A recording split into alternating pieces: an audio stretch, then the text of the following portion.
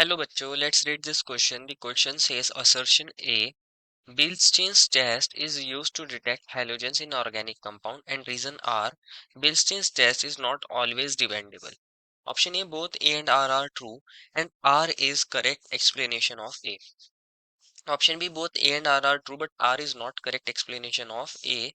Option C, A is true but R is false, and option D is A is false but R is true, and option E is both A and R are false. बच्चों हमें यहाँ एक assertion दिया है और एक reason दिया है और हमें बताना है कि क्या दोनों गलत हैं या फिर हमारे दोनों सही हैं, और अगर दोनों सही हैं तो क्या आर करेक्ट एक्सप्लेनेशन है रीजन असर्शन के लिए या फिर नहीं, और क्या हमारे पास असर्शन सही है और आर गलत है या ए गलत है और आर सही है। तो हमें ये बताना है। तो फर्स्ट ऑफ ऑल बात करते हैं इस क्वेश्चन में हमारे की कंसेप्ट के बारे में।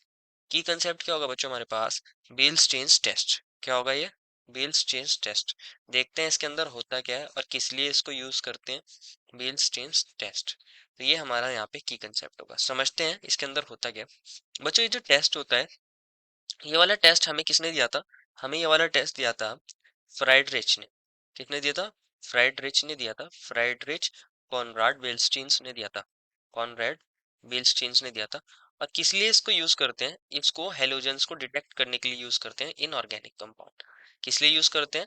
हमारे हेलोजेंस को डिटेक्ट करने के लिए यूज करते हैं कि हमारे कंपाउंड में, हमारे ऑर्गेनिक कंपाउंड में हमारे पास हेलोजन अगर प्रेजेंट होंगे तो हम यहाँ पे बेलस्टीन टेस्ट को यूज किया करते थे। कि होता क्या है इसके अंदर समझते हैं इनऑर्गेनिक कंपाउंड। अब समझते हैं इसके अंदर क्या होगा। फर्स्ट ऑफ ऑल क्या काम करते हैं हम? एक कॉपर की वायर लेते हैं। क्या लेते हैं? एक कॉपर की वायर। और इस कॉपर की वायर को अच्छे से क्या कर देते हैं? क्लीन करते हैं। और इसको क्लीन करने के बाद इसको क्या करते हैं? इसको हीट करते हैं एक बंसन बर्नर के ऊपर। किसके ऊपर हीट करते हैं? एक बंसन बर्नर होता है हमारे पास, और उसके ऊपर इसको हीट करते हैं। ये हमारे पास बंसन बर्नर है और ये कॉपर वायर है बच्चों। इसको हम करते हैं हीट। और हीट करने के बाद क्या करते हैं? इसको पहले साफ करते हैं जिससे इम्प्योरिटी खत्म हो जाए, फिर हीट करते हैं। और हीट करने के बाद क्या होता है हमारे पास? कॉपर के ऊपर क्या बन जाता है? कॉपर ऑक्साइड की लेयर बन जाती है। कॉपर के ऊपर एक कॉपर ऑक्साइड की लेयर बन जाती है। हमारे पास किसकी लेयर बन जाएगी? कॉपर ऑक्साइड, पर्टिकुलरली CuO2 की लेयर बन जाती है यहाँ। Cu सेकेंड ऑक्साइड की लेयर बन जाती है यहाँ पे। तो मान लीजिए ये ग्रीन कलर से हमारी एक लेयर बन गई है इसके ऊपर। ये हमारे पास एक लेयर बन गई है। ये इसके ऊपर कॉपर ऑक्साइड की लेयर बन गई हमारी वायर के ऊपर। अब क्या करते हैं इसको? जिस भी कंपाउंड के अंदर मुझे हेलोजेंस को टेस्ट करना है उसके अंदर इसको क्या कर देते हैं? डिप कर देते हैं। इसको डिप कर देंगे हमारे ऑर्गेनिक कंपाउंड में। किसमें? ऑर्गेनिक कंपाउंड में, जिसके अंदर मुझे हेलोजेंस को टेस्ट करना है।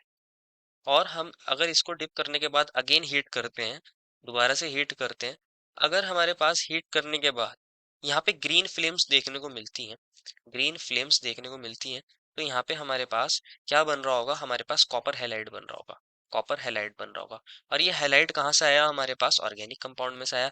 दैट मीन्स हमारे पास ऑर्गेनिक कंपाउंड में हेलोजन प्रेजेंट होगा। अगर हमें वहाँ ग्रीन फ्लेम्स देखने को मिल रही है तो हेलोजन का ये इस तरह हम टेस्ट कर सकते हैं। तो हमारे पास बच्चों जो असर्शन दिया है कि हमारे पास बेस चेंज टेस्ट को यूज करते हैं to detect halogen in organic compound, ये वाली बात बिल्कुल सही है, असर्शन करेक्ट है। एंड रीजन बोला गया है Beilstein test is not always dependable, कि हमेशा बेल्स चेंज टेस्ट पर डिपेंड नहीं किया जा सकता। ये वाली बात देखते हैं क्या करेक्ट है या नहीं। अगर मैं बात करूं बेल्स चेंज टेस्ट की, तो जो हमारे पास जनरली फ्लोरीन होती है, अगर किसी ऑर्गेनिक कंपाउंड के अंदर फ्लोरीन या फ्लोराइड्स प्रेजेंट होंगे बच्चों, तो वहां पे हमारे पास हेलोजन तो प्रेजेंट है, क्योंकि फ्लोरीन हमारे पास क्या होता है? एक हेलोजन होता है। लेकिन वहां पे हमारे पास ये बेल्स्टीन टेस्ट को ग्रीन फ्लेम नहीं देता।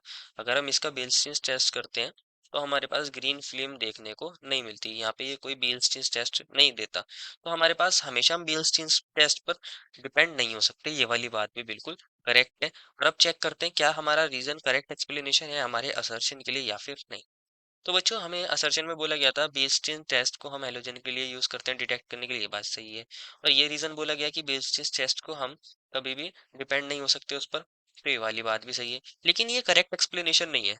हमारे पास रीजन में डिपेंडेंसी की बात चल रही है, ये नहीं बताया कि हमारे पास बेस्टिन टेस्ट के अंदर होता क्या है, बेस्टिन टेस्ट को किस तरह यूज करते हैं। तो हमारे पास जो हमारा रीजन है वो असर्शन के लिए करेक्ट एक्सप्लेनेशन नहीं है।